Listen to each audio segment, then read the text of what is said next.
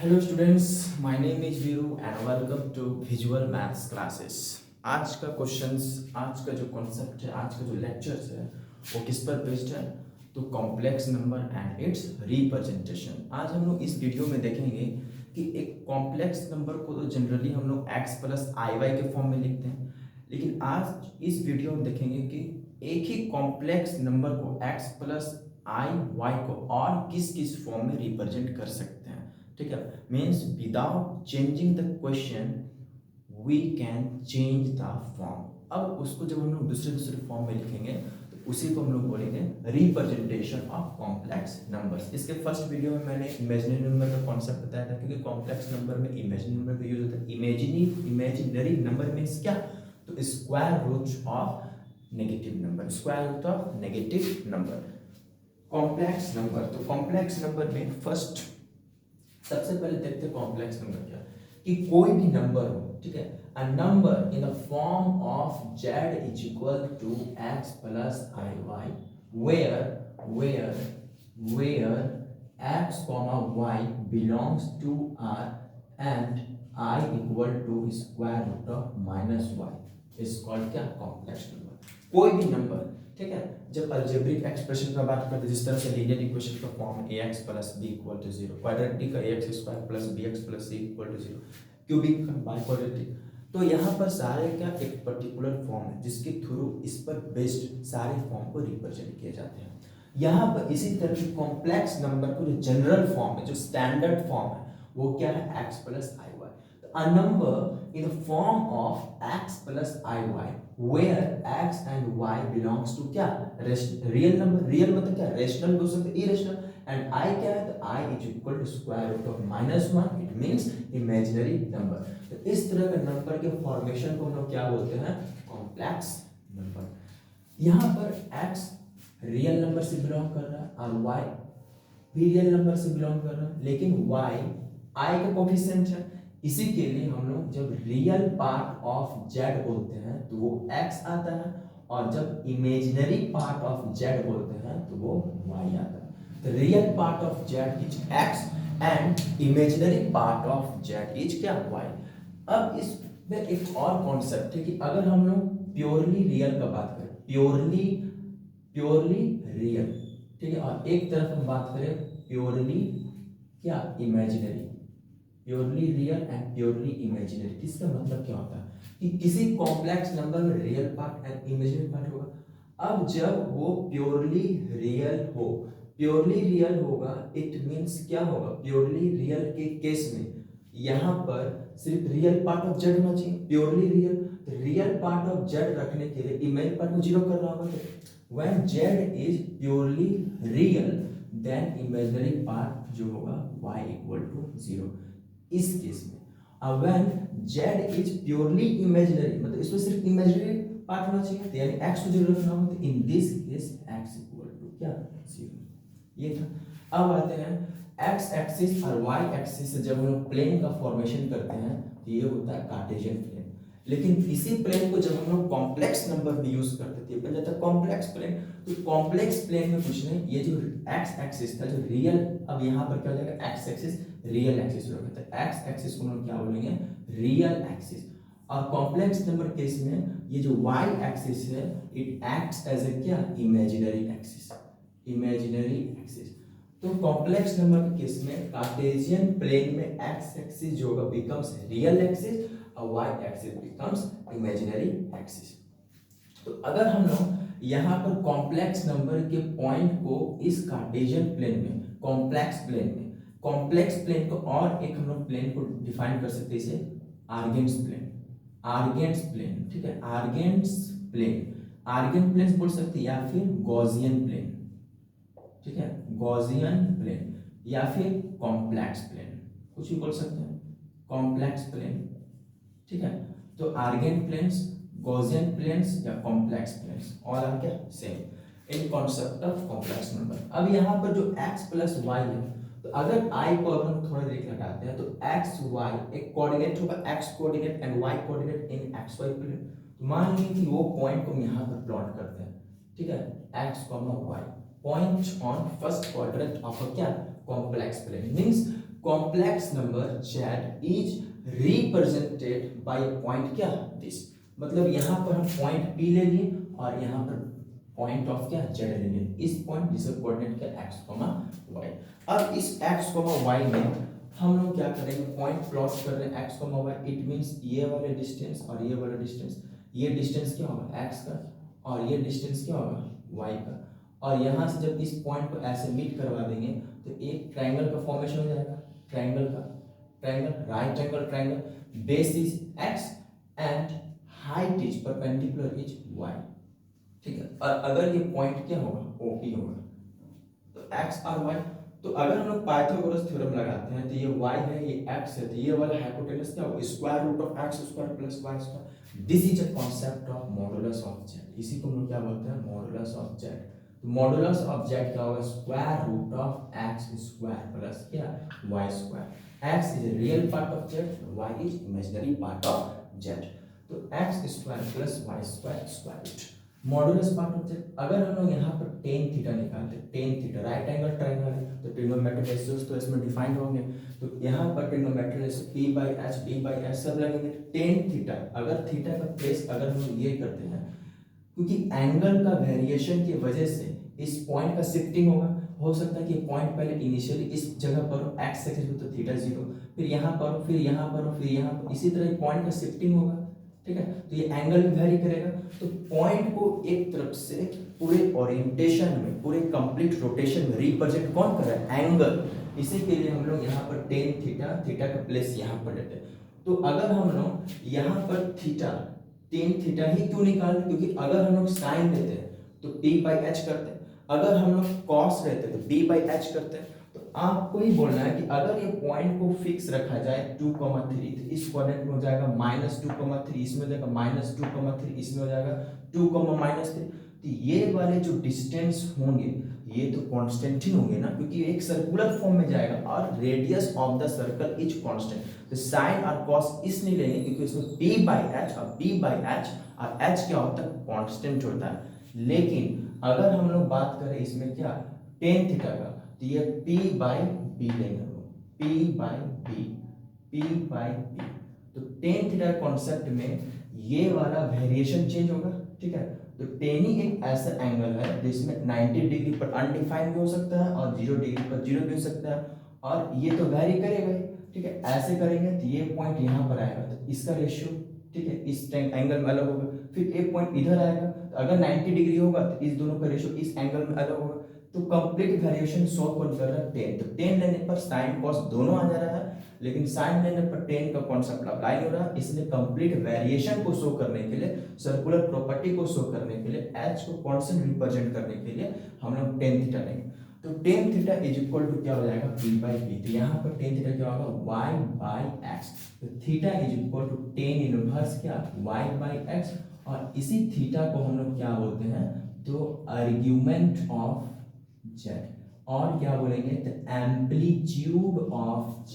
Short में AMP लिखते हैं, आर्ग्यूमेंट ऑफ z और amplitude of z is theta and modulus of z is square root of x square plus y square, and this is real part and imaginary part, and z is equal to any number in the form of x plus iy। तो ये basic चीजें थी, purely real purely imaginary, Cartesian plane को हम यहाँ Gaussian plane या complex plane बोल रहे हैं। अब यहाँ पर हम लोग इसके रिप्रेजेंटेशन का बात करते हैं। तो रिप्रेजेंटेशन, ठीक है,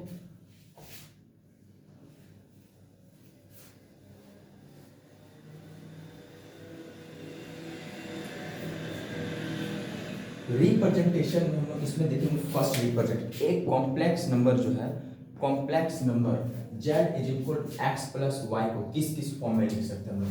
तो पहला तो रिप्रेजेंटेशन हम लोग अभी तुरंत देख लें, वो किस पर आएगा, ज्योमेट्रिकल रिप्रेजेंटेशन, ज्योमेट्रिकल रिप्रेजेंटेशन, ठीक है। तो ज्योमेट्रिकल रिप्रेजेंटेशन यानी क्या, तो z is equal to x plus iy, क्योंकि अगर हम लोग लेते हैं ज्योमेट्रिकल रिप्रेजेंटेशन तो पॉइंट जो कि कॉम्प्लेक्स नंबर को रिप्रेजेंट कर रहा था वो हम लोग क्या लेते हैं, pz, और कोऑर्डिनेट क्या था, xy, यही वो नंबर था, ठीक है। ये x, ये y, ये 0, ठीक है। z is equal to x plus iy, geometrical representation is z is equal to x plus iy। Number two अगर हम लोग लेते हैं ट्रिग्नोमेट्रिकल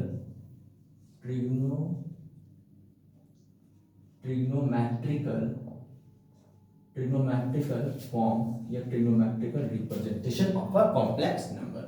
तो इस केस में क्या होगा, तो इस केस में हम लोग बोल सकते हैं कि सबसे पहले यहाँ पर एंगल थीटा होना चाहिए ट्रिग्नोमेट्रिक रेशियो अप्लाई करने के लिए। तो अगर ये थीटा है तो साइन थीटा का वैल्यू क्या होगा, y/r। y/r क्यों होगा, मान लिए कि ये रेडियस है ओपी सर्कल का, ठीक है, तो ये एक सर्कल का फॉर्मेशन होगा यहाँ पर, ठीक है, और ये रेडियस क्या होगा r। तो अगर ये p है और ये b है तो ये क्या होगा h होगा। तो sine theta is equal to p/h, cos theta is equal to अगर हम लिखते तो b/h x/r।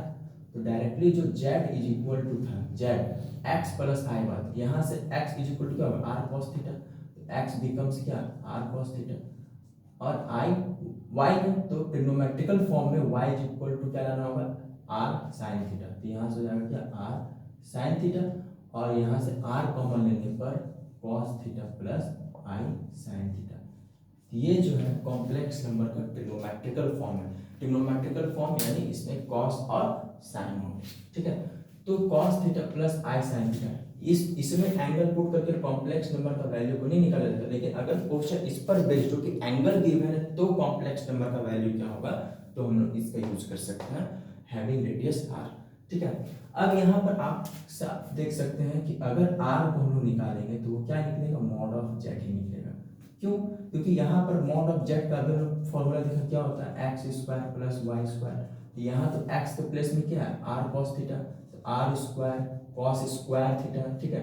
y के प्लेस में क्या r sin थीटा, तो r square sin square theta, r square मैंने कॉमन लिया तो r, और sin square cos square theta क्या होगा, तो mod of z equal to क्या r, और थीटा का कॉन्सेप्ट इसमें सेम रहने वाला है, थीटा इज इक्वल टू क्या tan inverse y/x argument of z।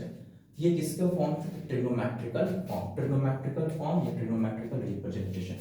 Third में हम लोग देखेंगे, थर्ड में क्या होगा, तो उलेरियन फॉर्म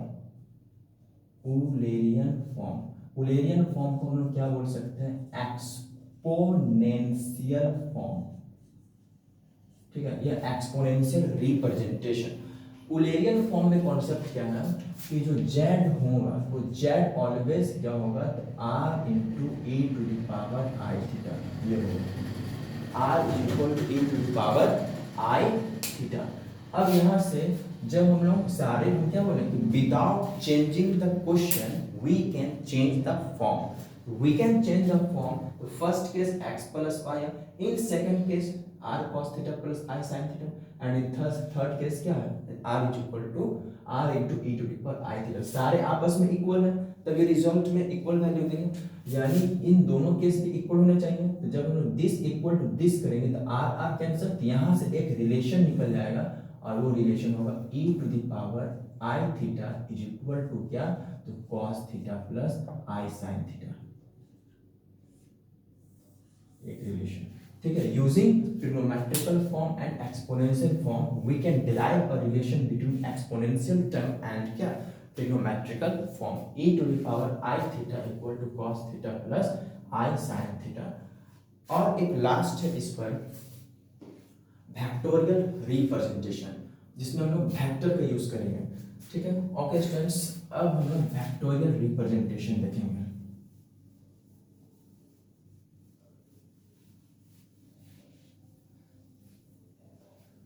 तो वेक्टोरियल रिप्रेजेंटेशन क्या है, वेक्टोरियल रिप्रेजेंटेशन वेक्टर का यूज करेंगे हम, वेक्टोरियल रिप्रेजेंटेशन में हम वेक्टर का यूज करेंगे, ठीक है। वेक्टर मींस क्या, वेक्टर्स मीन जिसमें मैग्नीट्यूड एंड डायरेक्शन हो। आप लोग फिजिक्स में पढ़ा होगा कि वेक्टर इज अ क्वांटिटी, ठीक है, लेकिन इसमें मैग्नीट्यूड और डायरेक्शन दोनों होना चाहिए, तब वो क्वांटिटी को हम लोग वेक्टर क्वांटिटी बोलेंगे, ठीक है। हाँ, करेंट वेक्टर क्वांटिटी नहीं है, क्योंकि करंट में मैग्नीट्यूड और डायरेक्शन तो है, लेकिन वो लॉ ऑफ वेक्टर एडिशन को फॉलो नहीं करता है। यहाँ पर सब कॉन्सेप्ट इसी के लिए। अब यहाँ पर देखते हैं वेक्टोरियल रिप्रेजेंटेशन कैसे हो रहा है। अगर आप लोग देखे होंगे तो ये फर्स्ट वेक्टर अगर a है, ये सेकंड वेक्टर b है, ठीक है। तो थर्ड वेक्टर क्या होगा, आई इसी को बोलते हैं triangular law of vector addition, क्योंकि यहाँ ट्रायंगल का फॉर्मेशन हो रहा है। ठीक है, तो head of first means vector, head of first vector connected with tail of second, and in इस लास्ट वाला फाइनल वेक्टर जो होगा वो tail of first to head of second. This is a concept of law of vector addition in triangular form. इसी चीज का exact यहाँ पर यूज करेंगे। तो अगर ये एक्स एक्सिस है और ये वाई एक्सिस, एक्स एक्सिस के अलोंग, एक्स एक्सिस के अलोंग जो भी डिस्टेंस मैं कवर करूंगा, जो भी डिस्टेंस ये कवर होगा किसी के थ्रू, ये हमेशा मैग्नीट्यूड को रिप्रेजेंट करेगा, 1 यूनिट, 2 यूनिट, 3 यूनिट। तो अगर मैग्नीट्यूड को वेक्टर बनाना है तो इसके अलोंग क्या लेना होगा, डायरेक्शन। तो एक्स एक्सिस के अलोंग डायरेक्शन में लेते हैं यूनिट वेक्टर आई, वाई एक्सिस के अलोंग डायरेक्शन लेते हैं यूनिट वेक्टर जे। 2D प्लेन में, 3D में हम लोग x y के अलावा z लेते हैं और z के अलावा यूनिट वेक्टर क्या लेते हैं, i j है तो उसमें k हो जाएगा। अब यहाँ पर क्या है कि अगर यहाँ तक इस पॉइंट के हेल्प से ये डिस्टेंस कवर हो रहा है x एक्सिस पर, और इसी पॉइंट पर y कोऑर्डिनेट की हेल्प से यही डिस्टेंस कवर हो रहा है, तो इस डिस्टेंस x को, ये मैग्नीट्यूड है, इस मैग्नीट्यूड को इससे मल्टीप्लाई करके हम लोग क्या निकालेंगे, वेक्टर। यानी हम लोग बोल सकते हैं x इंटू आई, मैग्नीट्यूड इंटू डायरेक्शन क्या हो जाएगा, वेक्टर। तो ये हो गया फर्स्ट वेक्टर। सेकंड वेक्टर के लिए मैग्नीट्यूड ये है y, तो इसमें क्या लिखेंगे, y इंटू क्या, j, y j unit vector है वो, x unit vector i plus y into unit vector j। ये जैसे यहाँ पर वेक्टर a प्लस b है तो दिस प्लस दिस, तो यहाँ पर दिस प्लस दिस, ये हो जाएगा vector xi plus y j। तो ये क्या होगा, दिस वेक्टर, यानी जैसे a प्लस b था, यानी यहाँ पर वेक्टर OP होगा। ये है vectorial representation of a given points. It means which points, the points which represent the complex number, and in this case these points is represented in a vector form. This is called vectorial representation of a complex number. Vector OP जो होगा is equal to क्या होगा, तो to vector का addition triangular form में log vector addition है। तो ये ट्रायंगल है, इसके अलोंग xi, इसके अलोंग yj, दोनों का एडिशन क्या होगा, ये इसी को क्या बोल सकते हैं हम, OP वेक्टर, क्या बोलेंगे, OP वेक्टर OP, OP। अब यहाँ पर वेक्टर में मैग्नीट्यूड जब निकालेंगे, इस वेक्टर का मैग्नीट्यूड निकलेगा, x एक्सिस के अलोंग मैग्नीट्यूड x था, y के अलोंग y था, OP के अलोंग क्या होता है, OP डिस्टेंस होगा। तो डिस्टेंस फॉर्मूला हम अप्लाई कर देंगे, तो x square plus y square, two points के बीच का डिस्टेंस क्या होता है, एक पॉइंट है तो इसमें तो 0 0 होगा, और यहाँ पे जो x y, तो square root of x2 minus x1 का whole square plus y2 minus y1 का whole square. Applying distance formula we can find out the क्या, डिस्टेंस OP मींस क्या, मैग्नीट्यूड वेक्टर OP। लेकिन ये क्या है, मॉड ऑफ z, तो mod of z is equal to square root of x square plus y square. तो किसी भी गिवन वेक्टर, अगर क्वेश्चन ऐसा है कि कोई वेक्टर गिवन है, ठीक है, तो हम लोग को समझना चाहिए कि एक वेक्टोरियल रिप्रेजेंटेशन भी कॉम्प्लेक्स नंबर को रिप्रेजेंट कर सकता है। तो अगर उसमें जो भी मैग्नीट्यूड और डायरेक्शन होगा, उसमें जो भी वेक्टर्स होंगे, उस वेक्टर का मैग्नीट्यूड निकाल लेंगे, तो इसका मतलब कॉम्प्लेक्स नंबर का मैग्नीट्यूड निकल गया, ठीक है। या फिर हम ऐसा बोल सकते हैं कि उस वेक्टर में जो x एक्सिस के अलोंग जो यूनिट वेक्टर है, x एक्सिस के अलोंग जो मैग्नीट्यूड है और y के अलोंग जो मैग्नीट्यूड है, इसके हेल्प से कॉम्प्लेक्स नंबर क्या बनने वाला है, x प्लस i। अगर मान लेते हैं क्वेश्चन 3i प्लस 5j है, तो इस 5j, लेकिन कॉम्प्लेक्स नंबर इससे क्या बनेगा, 3 प्लस 5 वेक्टर रिप्रेजेंटेशन। और अगर यहाँ पर थीटा निकाले जाए, थीटा को हम लोग क्या बोलते हैं, आर्गुमेंट ऑफ z, और क्या बोलते हैं, एम्पलीट्यूड ऑफ z। तो ये क्या होगा, tan inverse y by x। तो ये रिप्रेजेंट करेगा किसे, तो डायरेक्शन ऑफ वेक्टर OP, ठीक है। वेक्टर OP को, ये OP जो रहेगा उसका डायरेक्शन को रिप्रेजेंट करेगा tan inverse y by x, क्योंकि ये पॉइंट का शिफ्टिंग होगा, अलग अलग एंगल पर अलग अलग रिजल्ट होगा, ओरिएंटेशन होगा, ठीक है।